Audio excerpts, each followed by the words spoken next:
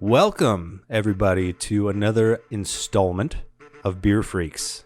Derek, what's up, man? What's up, Stu? Dude, you have done some work to your bar yet again. It looks like an alien world to me. It's always different. Dude, you've got a hidden door. It looks like a speakeasy when you're walking down the hallway now. Yep. You got a whole new bar top. Yep. You got lights hung. Yep. The one thing I am disappointed in, you got rid of the comfy couch. I did. I had to. It took up so much freaking room, but now look at it. I'm building a pub table. I know. So that'll I be know, nice. man. But that was the world's most comfortable couch. It's in the garage. Don't worry, I didn't sell it. Okay. I'll take it from you. Because it is. It's pretty awesome. I'll take it home. That's fine. So we have a really great guest. Derek, you reached out to him and couldn't believe that he was like, yep, I'll be on the show. Yeah. You want to give a quick intro? Yeah, man. So his name's Julio. He does Las Vegas Beer Snobs, which for one, I love the name already. Yes. It's awesome, dude. Yes. We pretend to be beer snobs, but we're not that cool. We're not that cool. Yeah. So he's got a killer following. People love watching his videos, watching him taste beers and give his review.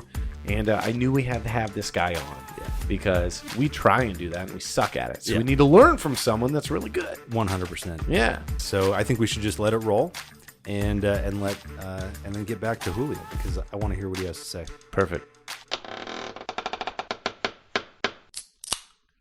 5, 4, 3, 2, 1, go. Hi, my name is Stu Hawk, and this is my podcast about all the weird, crazy, spooky things that scare me and my guests, and the one thing that helps us forget all about them. Ladies and gentlemen, Beer Freaks. And we're back. We're back. Julio, Las Vegas Beer Snobs. Welcome, man. Thank you for coming. Thanks for having me. I appreciate it, guys. Thanks for the invite. Of course I would come. Definitely. Well, I go where I'm invited. You're like a local celebrity, though, man. I mean, I don't know about that. You've got some stories that we need to hear. You've already told us a few, but tell us a little bit about your Instagram. Tell us a little bit about what you're doing, because this audience, if they're not following you, they need to. Well, hello, everybody. Well, Las Vegas Beer Snob. Well, it's about the Las Vegas beer community. I'm basically here to support the Las Vegas beer community. It started off as, I saw some, it wasn't doing that great during COVID, so Fact. Yeah. You couldn't go to the breweries, you couldn't check out the beers. So I thought, hey, what can I do? Because I love beer and I love Las Vegas beer. I love Las Vegas just in general. Yeah. So I wanted to see what I could do to support. And obviously I want to, unwind and stress, let some stress out. And I love beer. So I started my beer page and it just kind of took off, It did way better than I thought it would. Obviously I'm here talking to you guys, got me here. Yeah. But, it's all about supporting Las Vegas beer and the beer experience in Las Vegas. It's not as great as people might think of other beer cities. Yeah. We're not huge on the map, and I don't know what I could do about it, but I'm gonna try to figure it out. You know what I'm saying? And Las Vegas is about the experience, and I'm about the beer experience. So wanted to come out with my glassware. Yes. Wanted to come out with some clothing. I have some merch out there. And it's all about Las Vegas beer. Bring it in the Vegas beer. And I love what you're saying because you're absolutely right. Like I come from San Diego. I know you lived in San Diego for a little while. Yeah, definitely. Huge beer scene. When you talk about Vegas beer outside of Vegas, people are kind of like, oh, you guys have breweries? What do you like? I thought it was just the strip out there, right? Exactly. They really don't know that we have breweries out there. Right. They don't know that there's different, areas that have breweries. They don't know about Henderson. They don't know about Water Street. Yep. Main Street.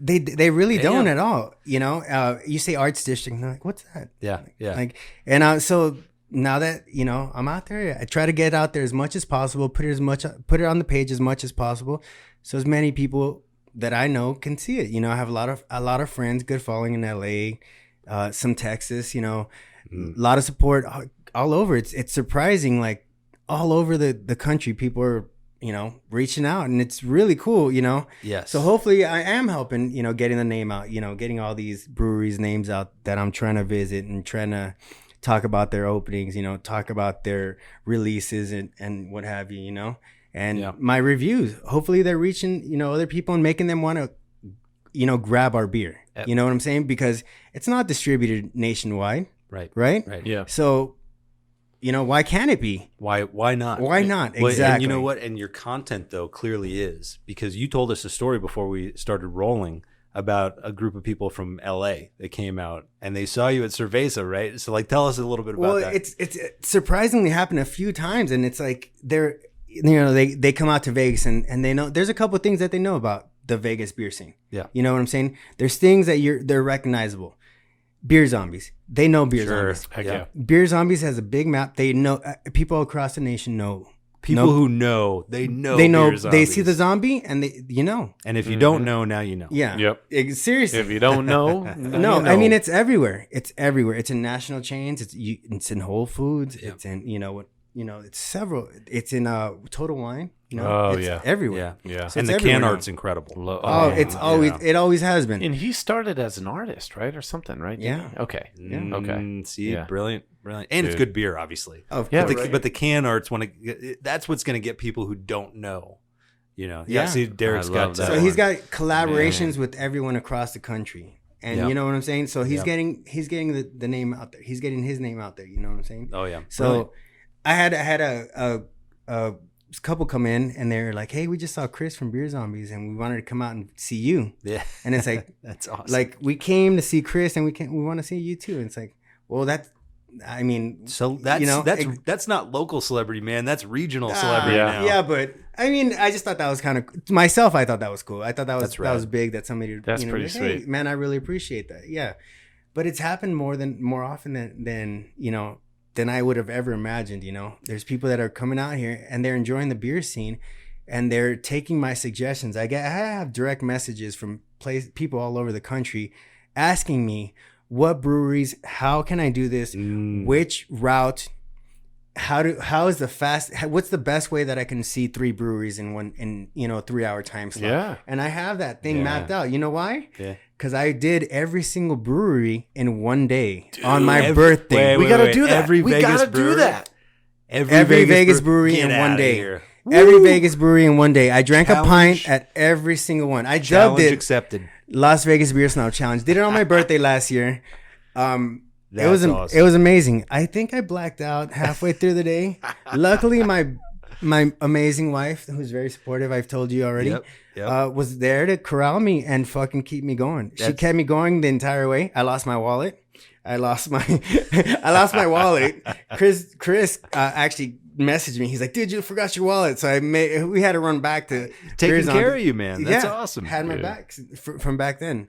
But that's originally how I wanted to kick off my page. That was the big kickoff to the Las Vegas Beer Snob page to support the Las Vegas beer community. At that time, it was awesome. It was really hard, for everybody. They were jumping through hoops trying to get us through the doors, and Curbside pickup. so many man, things. all Which of is so it. pretty many things. badass. So Yeah. that was pretty Yeah. cool. So many things, and that's why. So like that's why I wanted to jump in and try to help out. And I don't know anything about beer distribution or anything at that time, you know what I'm saying? But I want to. I want to help. Yeah. I want to fucking help. Yep. And what do I know? I know a little bit of social media, so I'm gonna try to help out. Yeah. Get out there to all these breweries, and I made it to Big Dogs on the first hour of the first day that they opened back up. I was the first pour at Beer Zombies when they opened back up. Wow. I made it to all these places.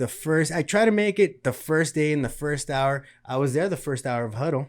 I was there the first hour in Nevada Brew Works. I was there the first hour of Abel Baker, which is some time ago, but still. Yeah. So I made it a point to actually try to visit all these places in the first hour of business when it matters. Yes. And to be there and be supportive, drink my pint, and post it so everybody sees this is what I'm enjoying and why I'm enjoying it. I love it, dude. That's freaking awesome. Yeah, we need to know a little bit more about you. We talked about Beer Snobs, but now what about Julio? Yeah, man. Yeah, well, been in Vegas for quite some time now, actually. Originally, I moved here because my wife got accepted to graduate school here at Touro University, and she's an Fantastic. occupational therapist. Oh, nice. But I also always wanted to live in Las Vegas. I was Really? You wanted to live in Las as Vegas? a 9-year-old, I wanted to live in Las Vegas. I came here as a 9? 9-year-old. What happened at 9 that you're Circus like Vegas? or like the Well, no, Adventure not. Dome? I've Yeah. always been a gambler. Always. My okay. dad was a gambler, and I was a gambler too. When I was 18, I was in the casinos in San Diego because you're allowed to go. Oh, right, on the Indian And reservations. and I was like, I can't wait to eventually move to Vegas. And my wife got accepted here, and I was like, perfect. I was already doing MMA. I was like, this is the mecca of the sport. I had just read an article. I said, Randy Couture and Sean Tompkins are teaming up. Yeah. And this is a long time ago. So you have the best stand-up coach in the world at the time, and the best wrestler in the world in the UFC. And I was like, I gotta train with these guys. Like, what do I have to do to train with these guys? So went around, asked a couple friends, actually moved around, and my friend got me in Big Bear training with the Team Punishment Camp with Tito Ortiz. In Big Bear? Yeah. Oh, really? So Is it we like did high elevation training? high elevation training. I puked. Oh, nice. I puked. Yeah. So it was rough. But as soon as we came back down, the coaches were like, "Oh, you were up there? Oh, cool. Then you have the pass. You can come in." And I go into the pro training. There's 24 people in there. 20 people were in the UFC at the time. I'm one of the 4 that's not. Yeah. So not only is it intimidating, but you're looking around and you're Randy Couture, your champion. Wanderlei Silva, champion contender. Forrest Griffin, Ultimate Fighter winner. Holy crap. You're looking at murderer's row of the UFC. Yeah. And in my weight class didn't exist at the time. Well, I was a 45er, not in the UFC, but 155 was the best. There's a lot of 155ers at the gym at the time, and you had 4 of the top 10 guys in the UFC. So I was getting taking a beating every day. Yeah. I was taken by bigger guys that were in the UFC, but it was like, fuck, this is the proving ground. You know what I'm saying? There is nowhere else to go that I'm going to get tougher competition. So I was taking it every day. Yeah. And like eventually I was part of the fucking team, man. That's and I made it. That's I made it on the crazy. fucking team. And it was like a big sense of pride, Yeah, Absolutely. Big, That's killer. big sense of pride. Yeah. And no better way to improve yourself than to just throw yourself in with the sharks, right? I that's what you I did, immersed myself completely. And I remember there was about a week period where they were like, let this guy do his thing. He's gonna, new guy, fucking. But after 1 week, I got the shit kicked out of me. Like, crying in the shower, like, what am I doing? I need to reassess my life. But then, that was a Friday. Came back on that following Monday, and the guy looked at me. He's a bigger guy in the UFC. Yeah. He's like, you're back. And he totally respected me from that point on. He's like, not only am I bigger than you and I beat the shit out of you, but you're still here and you're going to train with me. All right, I respect you. That's so like awesome, I dude. gained a lot of respect off of that, taking a nice beating by a big guy team Yeah. captain, But hey, you know what? I got a killer beer. And then we're going to get in Yes. to Let's go. Julio's Fear. Let's do it. I think thirsty. Julio's a little loose now. I think Yeah. he's, we can start talking a little, Let's do it, a little man. freaky. Well, All that right, sounded all really right. weird saying that. Easy, buddy. Easy. But all right, I got to piss too, though. So Okay, fair all enough.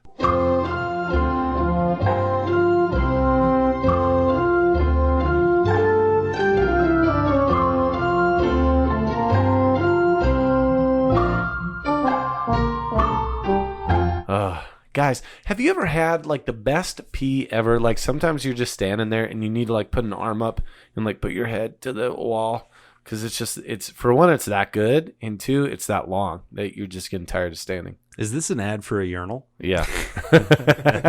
That's where I was in there. Yes. I need to like just like paste a pillow like above. This show is sponsored by Kohler and Kohler products. By the new Tushy urinal. Yes. But yeah, okay, cool. So are you guys ready to have some beer? Let's go. I've been waiting, I'm dude. always ready All right. to have I've been some waiting. So You got a special one, man. I got a special one. And normally we kind of pick a beer to the fear. Yeah. But today, for one, I think Julio wanted to surprise us a little bit on the deal, and he didn't give me the fear right away until he got here. Yeah. So, which is okay, because I picked this beer based on one of my favorite movies, back in the day, Harry and the Hendersons. We all remember that, I think. Of course. Fantastic movie. Yeah. So this beer is- Cinematic masterpiece. Yes. I think it won an Oscar, didn't it? It should have. It should have if it didn't.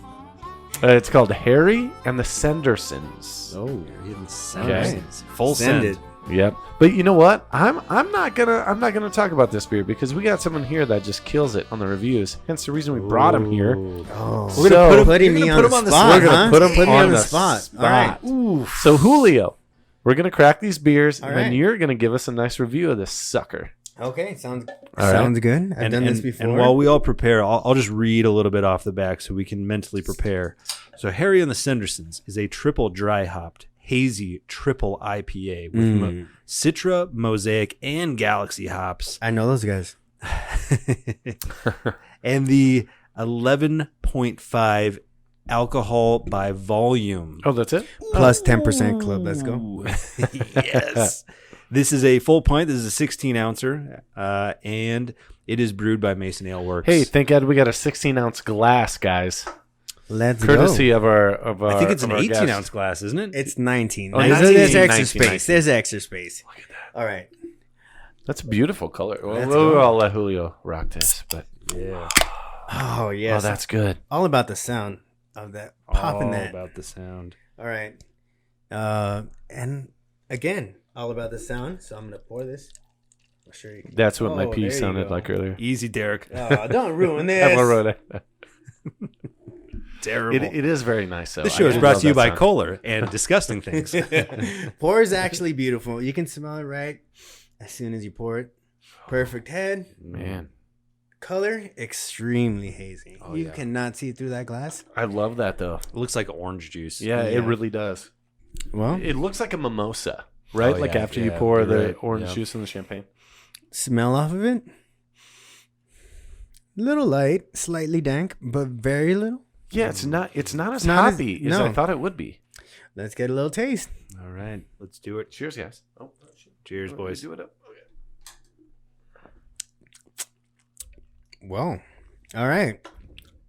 Whoa! 11.5, but tastes like a That- 6.5. It Yeah, it literally does not tastes taste so strong. soft. Does not taste. Not taste You strong. at 11.5, you expect a little Which booziness, but makes you it do dangerous. not. Yes. That is a dangerous beer right there, boys. Seriously, and here's the thing. I'm normally not an IPA guy. I mean, hazies I can do now after that hazy we had. Right? Yeah. But this is crazy. This is not, to me, like I can smell the hops, but tasting it, I barely taste it. At least to me, I barely taste it. It does not taste like 11 point No. some percent.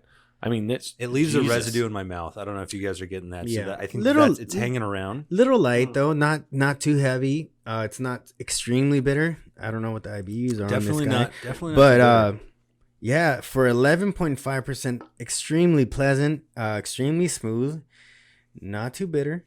Nice, not no. boozy at all. Not No. boozy at all. So once you get over 10%, you're like, oh, right. sometimes. But this that's one- what I was expecting. this guy, nice. But you know what? Mason Ale Works, we've had Mason on the show a couple of times. Yeah, I love those guys. It's a San Diego brewery. Again, you can't go wrong with a San Diego brewery. San Diego, let's go.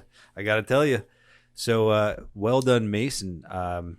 I am not disappointed. I'm only a little worried, actually, that I'm just going to power through this, and 11.5 is going to hit me straight to the dome. Oh, it's definitely gonna hit you. This is going to go down very, very fast. Very. I'm almost done with mine. What about you guys? Yeah, Jesus. Yeah, it's going down smooth. I love this though. I'm so pleasantly. Thank you, Harry and the Sendersons. Derek, you chose a good beer. I know I did. Today, you chose wisely. Thank you, Julio, our specialist here in the review field. What do you think? I like it. I like Okay. it. I would definitely send Harry and the Sendersons. Full scent? Full send. Full fucking send. Beautiful, Good. Delicious, nice hazy. Love my hazies. Mm. Smooth. Not as much bite as you would think. Yeah, Not boozy at all for 11.5 or was it 11.6? 11.5, yeah. Well, it is boozy, but it doesn't taste boozy. Yes, That's the yeah. danger. That's the fear. You're correct. You have two of these bad boys. You essentially just had 4 beers. yeah, Yeah. Oh my God, yeah. Wait, but it's also Well, no, 16 but ounces. you're 16 ounces. Yeah, You're so not thinking the you've 12 had- ounce. Oh, yeah. the Wait, 12 that's ounce right. You might have had like 5 or 6 beers at that I point. forgot about that. Yeah. I don't even take that into consideration. No, Like you, if you gave me a 10-foot tall beer, I'd be like, I had one beer. your beer math is You know what I off. mean? Yeah. Always. You gotta For bring in sure. all the That's yeah. like my Corbel glass right there. You know, if yeah, I have that's one one of glass those, of wine. that's one glass of wine. There you go. So, as my dad always says, you have 2 drinks when you go out. Your first and your last. There you Have 2 of these. I'll be here first in your That life. is it. Well done. Yes. All right, Julio. Well, now you got some beer in you. Yeah. You got a good one. That's gonna give you a little. I feel like a little kind of nudge in the Splash. little splash in the fear pants, right? Yeah. What does that mean? I don't know. Just throwing it out there. Beer pants. Don't cut that. I need you to leave that in because you need to have ownership of that statement. Fear pants. That's our new T-shirt. Little splash in the beer pants. Oh wait, was it beer pants or fear pants? Fear pants. Little splash in the fear pants. All right, Julio. So we got to get in the other part of this podcast, Stu, as you know. Tell him.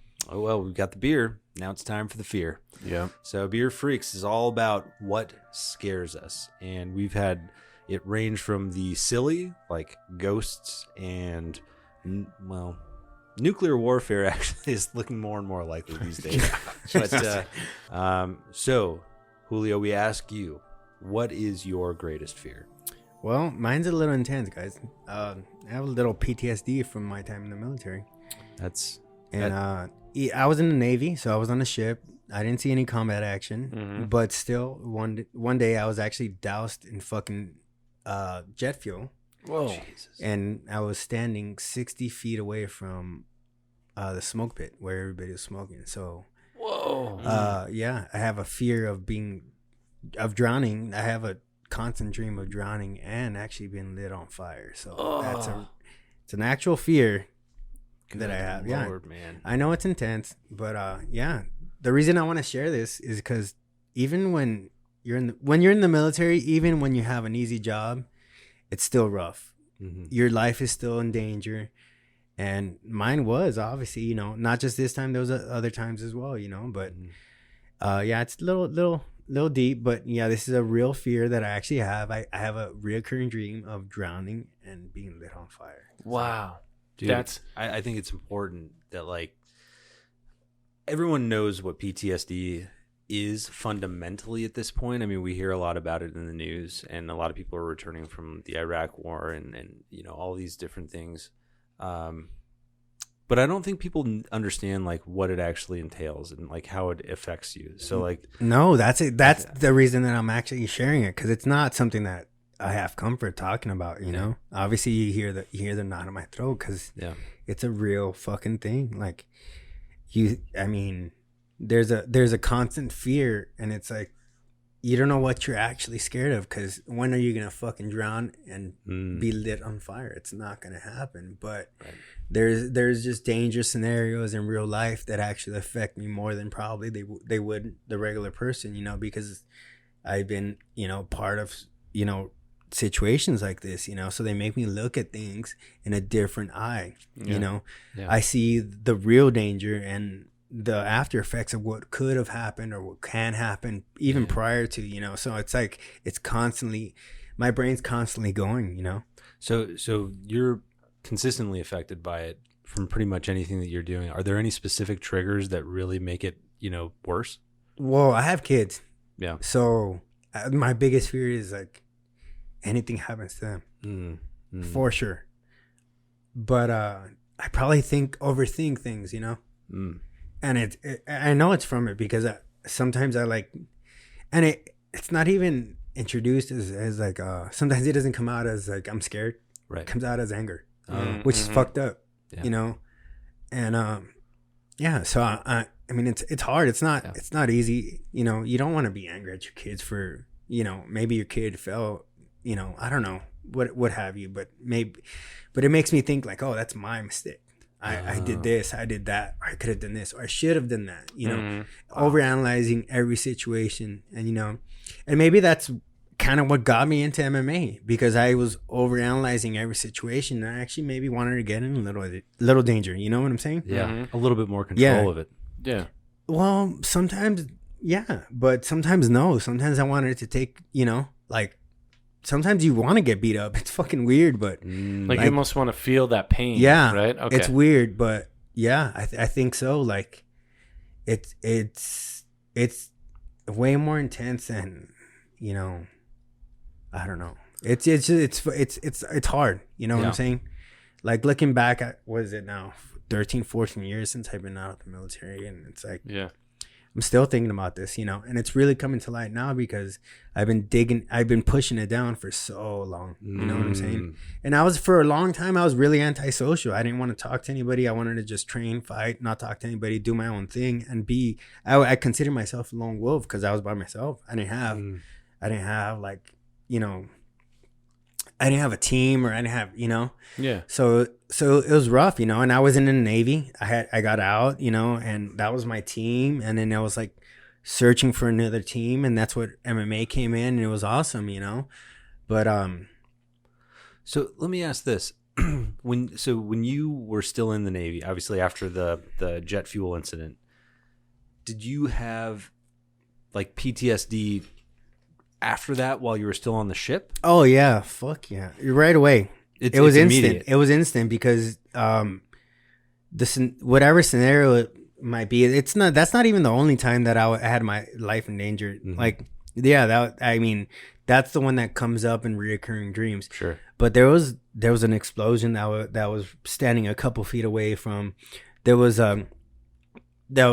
One time out, we were in Djibouti doing a humanitarian mission. My bus was surrounded by, it could have been, I don't know, some terrorists, you know, like, Yeah. and they were shaking the bus, trying to break the windows, and we were unarmed. All of us were unarmed because we were on a humanitarian mission. You know what I'm saying? So we were there, but there's like, I mean, even when you're not in danger in the military, man, you're still in danger. You know what I'm saying? Yeah. So like, I mean, my nephew's in the military, so, you know, I think about him all the time, you know.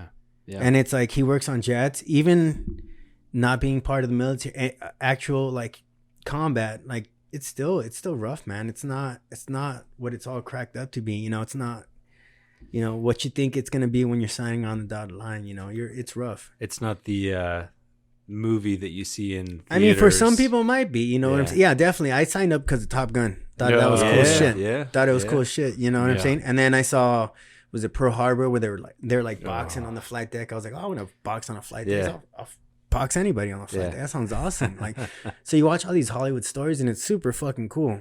And it's a lot of them, you know, there's military weight behind some of these films, you know? Yeah. And you know, you see, it's like a recruitment film, you know? Sure. But that's not what it's cracked up to be. And I'm not saying, I don't want to push anybody away from it, because I could have ended up a lot worse than I am now. Yeah. Maybe if I stayed, or maybe if I would have never joined the military, you know, Sure. who knows? Maybe, you know, I really think it did help me out. But there's issues that I am dealing with now. You know what I'm saying? What made you get into the military? Well, I grew up in a rough part of LA, Okay. you know, and there wasn't much to do. My parents didn't really have money for me to go to college. Mm. I remember when I went to go sign up for my college classes, my mom was like, how are you going to pay for it? And it was a realization, you know, like, Yeah. oh shit, how am I going to be paying for it? Yeah. They're not paying for it, obviously, if they're asking, you know? So, Yeah. and that day, I actually called the Marine recruiter. And weird, one day I made an appointment. That Saturday, the Navy guy showed up. And I was like, what the fuck? Whoa. Like, Showed up at your house? showed up at my house. Oh, wow. My mom was like, the recruiter's outside. I was like, who are you? What are you doing here? Talked to him for a while. All right. Sat in. Let it sit in. Talked to the Marine recruiter for a while. That sit in wasn't as much as I wanted, you know? Yeah. Navy sounded cool. I was like, all right, cool. Yeah. So, Hey, man. so for PTSD, and again, this is me because I'm much like I think a lot of America. I don't know a whole lot about what it entails. Does it dissipate over the years? It does, but like there's certain triggers, you know. Obviously, everyone has their own trigger, you know. Mine's a little bit more difficult to reach now that I have kids. I worry about my kids more than anything else. Yeah. I don't think I'm gonna be doused in jet fuel and fucking lit on fire. Sure. You know, that doesn't come across. But I know there's other people, and I had my old roommate.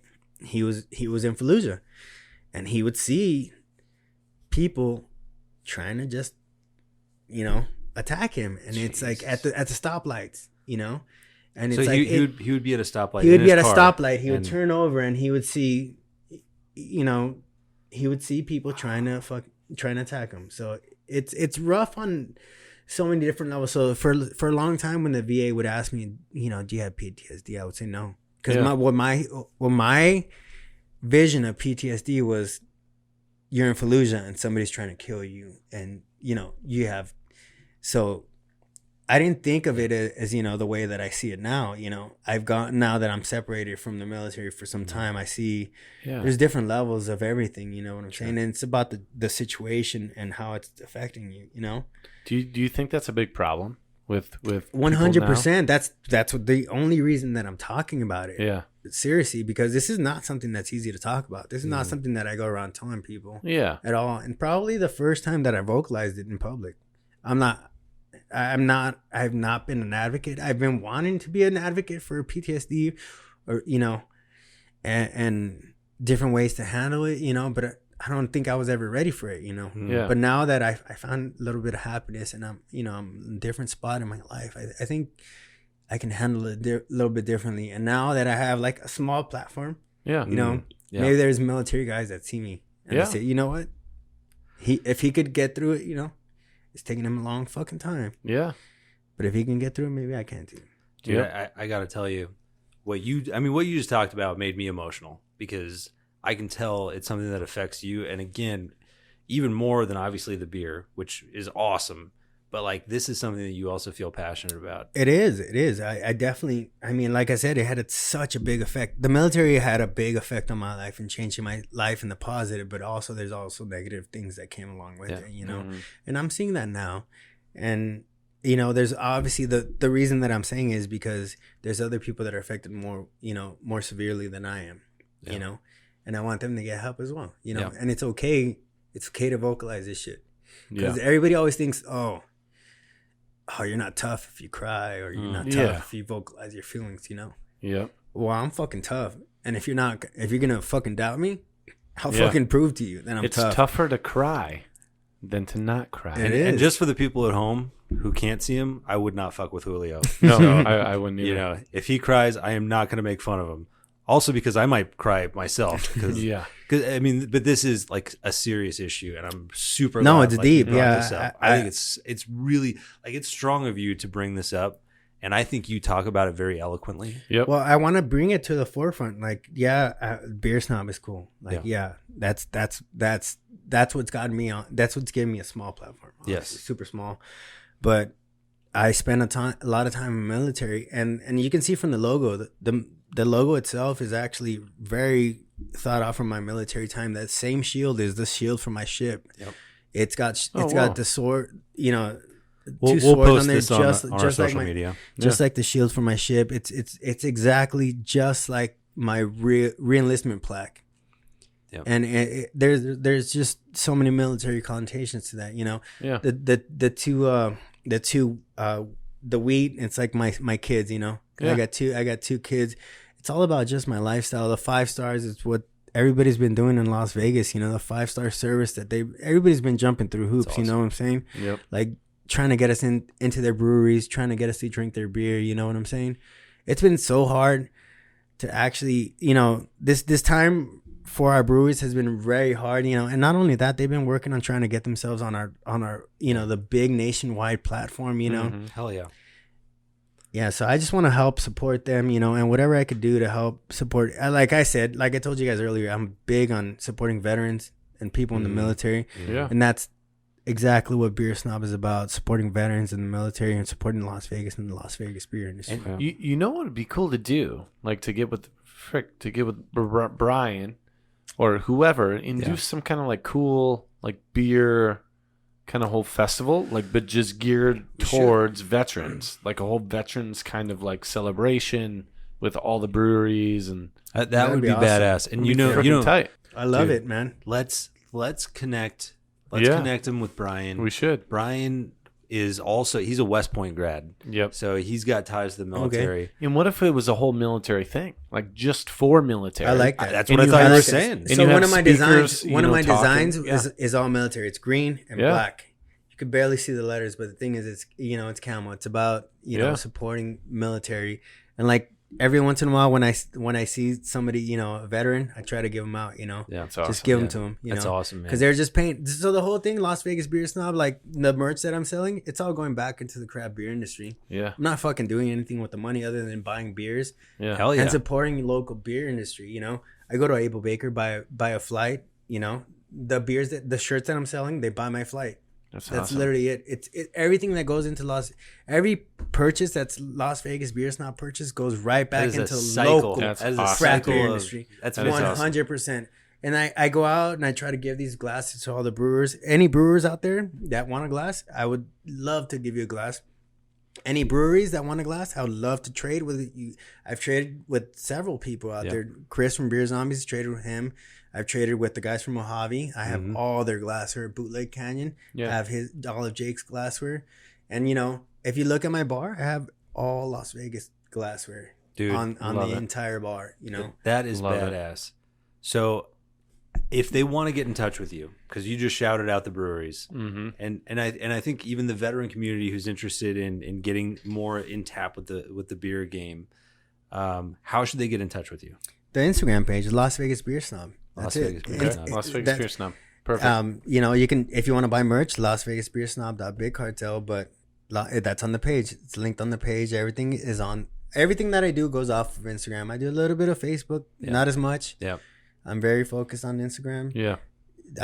That's where I have my you know, big following. So I try to focus on that. And I think that's the best outlet, man. Yeah. I mean, For honestly, me at the moment, everybody, you know, eventually it might be TikTok. but, everybody's you in know, who TikTok. knows? you know, TikTok is the #1 downloaded app right now. If you look at the social media usage Yep. year TikTok. over year, Yeah. it's insane. Mhm. Insane the growth of TikTok. Mm-hmm. It's In unbelievable. the amount of time. Yeah. Yeah.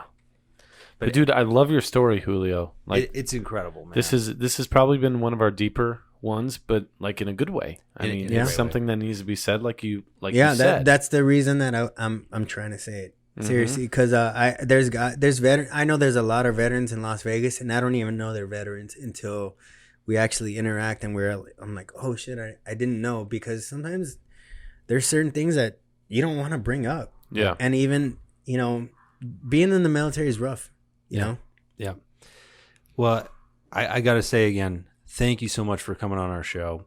Thank you for your service. Yeah. Oh, thanks for having Gosh, me. I'm Yeah. glad you made Appreciate it out to the other side. Yeah. I'm glad, you know, the PTSD, you taught Derek and I a lot today. Mm-hmm. And hopefully you taught our listeners a thing or two, Yep. because it's something I think everyone needs to know a little bit more about.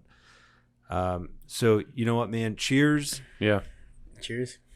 I'm going to take another sip of this, and I also want to ask you, is there anything else that you want to say about your Instagram page, about your military service? You've already told us so much today, man. It's been incredible. No, But I mean, honestly, I just want to thank everybody that's following me, everybody that interacts, all the likes, all the double taps, everybody that comments, everybody that says you have good content. That's the stuff that keeps me going, because I've actually really wanted to quit for several times, because I realized, hey, people are actually watching this shit. Yeah.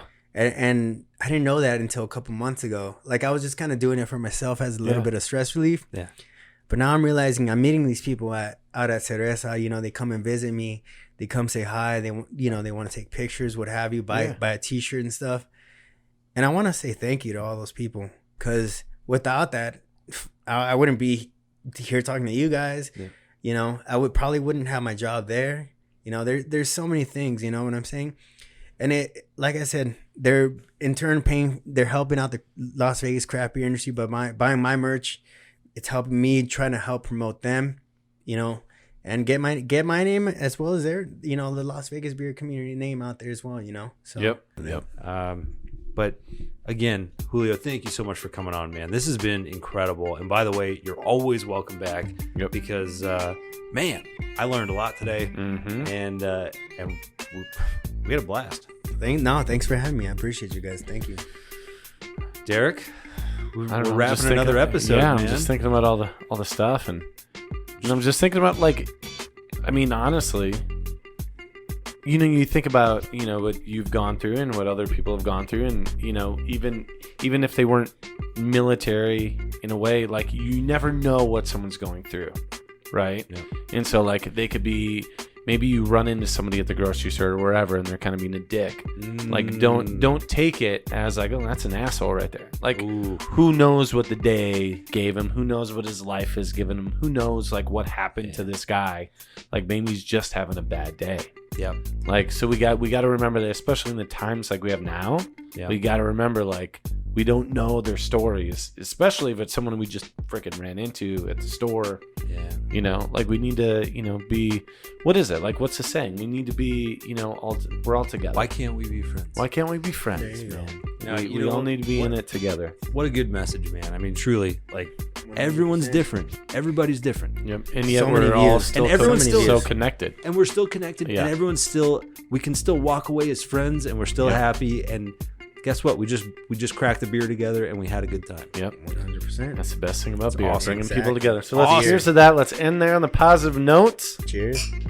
Just Vegas, love baby. each other, Boys. you know? That's right. That's right. So, Treat your Vegas locals with love. Yep. All right, Stu. So, Ladies and gentlemen, Julio, thanks for coming. Derek, thanks Oh. for hosting, as always. And ladies and gentlemen, we'll be seeing you.